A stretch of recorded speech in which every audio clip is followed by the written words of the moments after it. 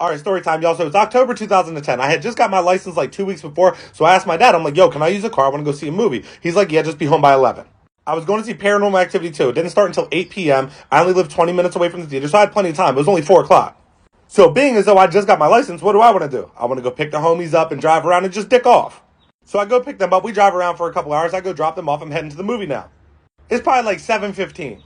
So being a young, dumb kid, I'm like, oh, I wonder how fast I can get this Honda Accord to go. So I get this shit up to like 110 and then my phone goes off. So I pull my phone out and I start texting. This was before it was illegal to text and drive. I look down for maybe like 2 seconds, look back up, and I'm like halfway through a hairpin turn. So being as though I'm a relatively new driver, what do? I slam my brakes and I spin the wheel. Next thing you know, my car is spinning all over the road, just in circles and circles and circles, till boom, I crash off the side of the road. Car comes to a stop and I'm just sitting there like, fuck, bro, my dad's gonna fucking kill me. So physically, I'm fine. I'm not hurt or anything. And I look around the car and I'm like, damn, the car's not fucked up. Windows are good. I was like, everything might be straight. Let me get out the car and look. I get out the car. Whole front bumper is gone. I'm like, oh, fuck. So I have to call my parents, but I'm like, I'm not calling my dad. Like, I'm going to call my mom and I'm going to just lie to her. So I call my mom. I'm like fake crying. I'm like, Mom, listen, this deer ran in front of the car in front of me. That car slammed on their brakes. I swerved and I crashed off the side of the road and everybody kept going. I'm just here by myself. So she's like, oh my God, are you okay? And I'm like, yeah, I'm good. She's like, okay, I'm going to send your dad up there. No, Mom, that wasn't the plan. That wasn't what we were doing. Dad wasn't supposed to be coming up here. You were. Mind you, I can see the skid marks on the road that I just left. They're fresh as fuck. I was like, bro, they're going to know I'm full of shit.